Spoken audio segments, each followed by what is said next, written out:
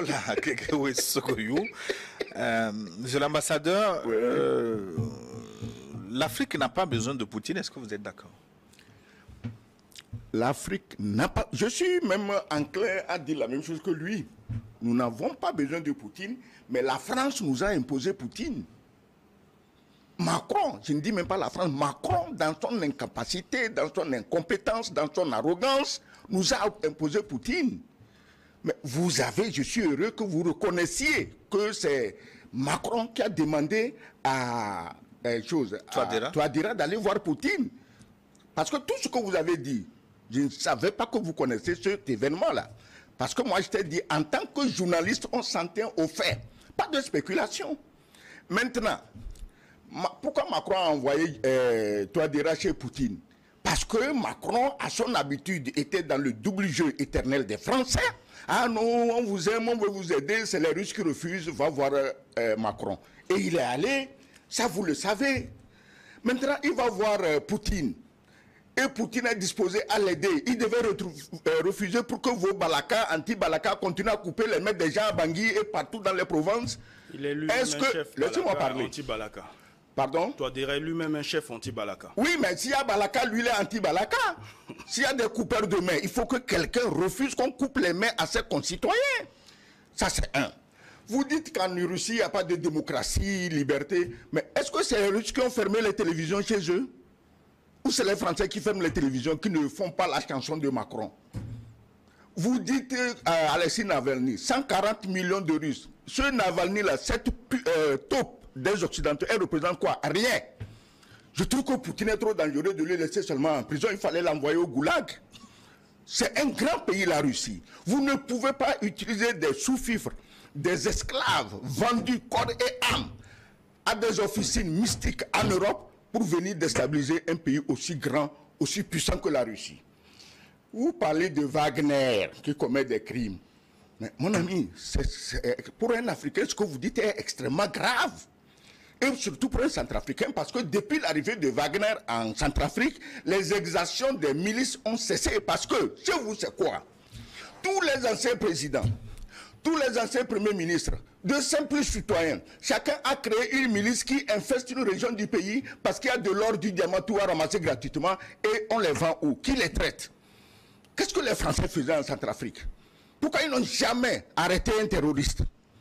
Pourquoi les terroristes ont marché en leur présence sur la présidence? Mais je crois que si vous n'aimez pas Poutine, vous avez quand même le devoir d'aimer la Centrafrique. Et celui qui empêche la Centrafrique de tomber entre les mains des coupeurs de main, vous devez lui rendre hommage. En ce qui me concerne personnellement, je ne connais pas Poutine. Je n'ai pas étudié en Russie, en Union soviétique en ce temps. Je n'ai pas étudié là-bas. Wagner, je ne les connais pas, je ne veux même pas les connaître, Wagner. Mais si j'ai des problèmes aujourd'hui en Afrique, et si c'est Wagner qui peut me sauver, j'appelle Wagner. Dites-en ce que vous voulez. Wagner, c'est mieux que des soi-disant forces extérieures qui viennent nous aider, qui passent le temps à faire leur paillage, qui passent le temps à infester les bordels de nos capitales. Wagner ne fait pas ça. Même s'ils font ça, c'est des garçons. Ils se battent. Ils imposent le silence à vos multiples milices.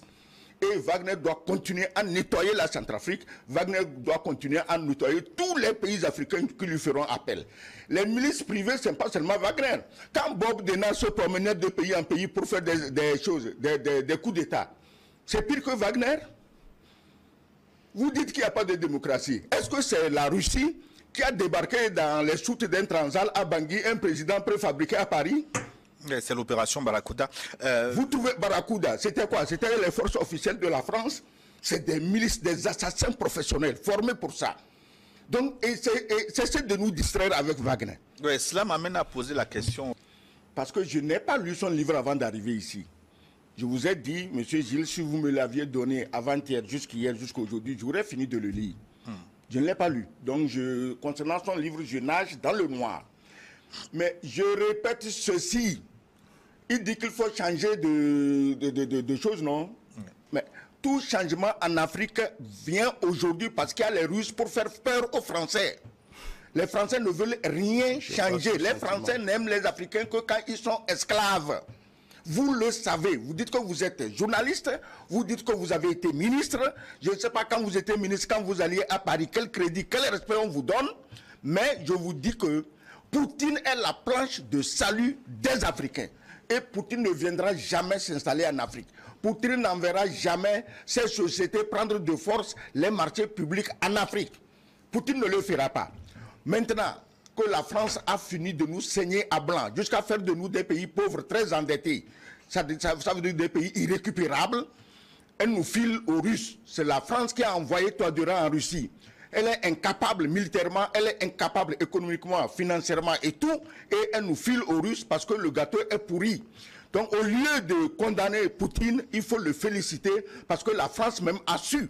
Il est le seul à être en mesure de sauver la votre point de vue à tout le monde. Non, je n'impose pas mon point de vue. Oui, je dis ce que je pense, quitte à ceux qui nous écoutent, chacun de se faire son opinion. Je ne suis pas dans le cerveau de quelqu'un. Ils vont nous répondre tout à l'heure dans la seconde partie. Voilà. Plus 228 96 46 10 31. C'est le contact pour nous écrire via WhatsApp. Maintenant, une question à vous, Adrien Poussou. Je suis tenté de vous demander, est-ce que les Africains peuvent changer radicalement dans leur façon de faire sans s'appuyer sur une autre puissance? On n'a pas besoin de nous appuyer sur une autre puissance. On peut le faire. Pourquoi toujours vouloir avoir, en tout cas, un parapluie, se mettre sous une tutelle? Non, pas du tout. Et quand je suis... Parce que quand certains présidents ont tenté de s'extraire de l'administration française, vous savez ce qui est arrivé à Thomas Sankara au Burkina Faso, vous savez ce qui est arrivé à Sylvanus Olympio au Togo. Oui, mais c'était une autre période, une autre époque. Cette époque a changé.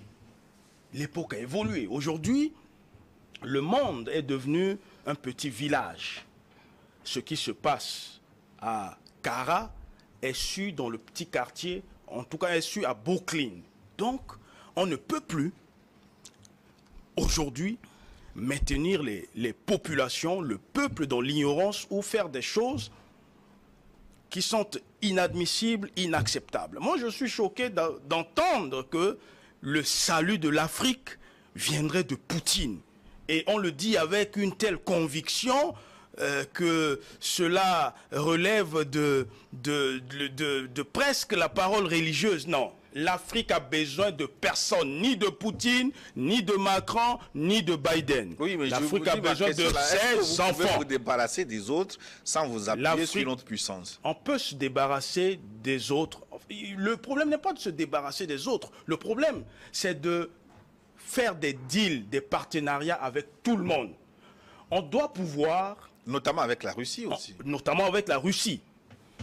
On doit pouvoir faire des partenariats avec tout le monde. Nous sommes des pays... Mais comment faire les partenariats avec tout le monde? Nous sommes des pays... Il est extraordinaire, ton ami. Et il dit que les Russes ont tué les journalistes russes. Mais la propagande française est devenue tellement toxique que même les plus brillants de nos Africains sont tombés dedans pieds joints. Les Russes ont tué leurs journalistes. Wagner, qui est russe, a tué des journalistes russes en Centrafrique. La Russie met des milliards pour construire des gazoducs.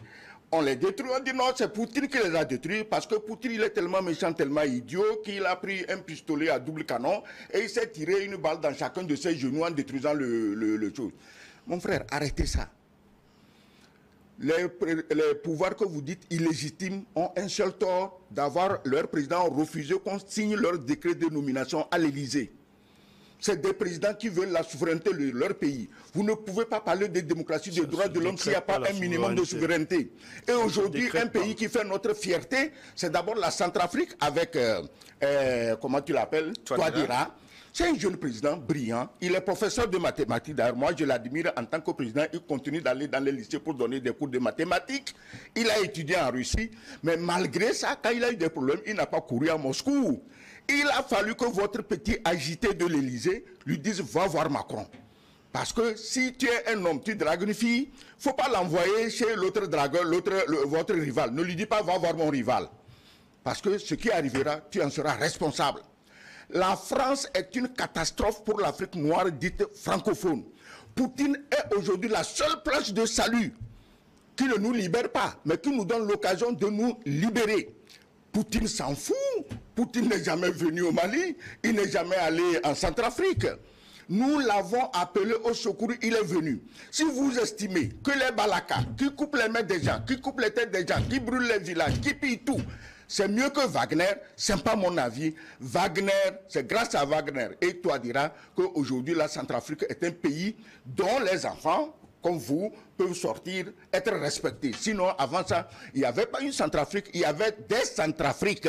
C'est-à-dire que chaque rebelle tient un morceau du pays juste pour le commerce de l'or, du diamant et de tout ce que vous savez. Vous pouvez critiquer Poutine, c'est normal. Poutine n'est pas Dieu. Poutine n'a pas dit qu'il est Dieu. Et aucun pays africain ne vous a dit qu'il a besoin de Poutine pour vivre. C'est vous les Français, tes amis les Français, qui nous imposent Poutine et c'est Wagner. Si la France était capable de nous défendre, puisque c'est elle qui dit qu'elle a le monopole, surtout c'est elle qui forme nos armées, vous formez des armées et vous leur donnez après des arquebuses contre des mitrailleuses modernes que vous donnez aux terroristes. C'est pas normal. Et regardez bien, Touadéra cherchait les armes. La France refuse de... Je viens d'écouter une intervention du Premier ministre burkinabé qui dit, mais autant des autres présidents, que ce soit Kaboré, que ce soit Damiba, mais la France refuse de leur donner des armes. Et quand ils achètent les armes, la France bloque les armes dans les ports. C'est comme ça qu'on aide les gens. C'est ce que vous voulez que la Centrafrique subisse. Soyez sérieux, mon ami. Parce que quand nous parlons ici, ce n'est pas seulement de la Centrafrique, nous parlons de tout ce que la France fait durer aux Africains francophones depuis au moins 3 ou 4 ou 5 siècles. Et quand je vous dis que Giscard d'Estaing a pris la femme de Bokassa, ne me dites pas que c'est faux, que je n'ai pas de preuves, puisque Bokassa l'a dit 1000 fois avant sa mort, 1000 fois pendant que Giscard d'Estaing était encore vivant. Il venait prendre 2 diamants, il venait voler la femme de l'empereur. Vous croyez que c'est un pays sérieux, ce pays-là? Alors, Adrien Poussou...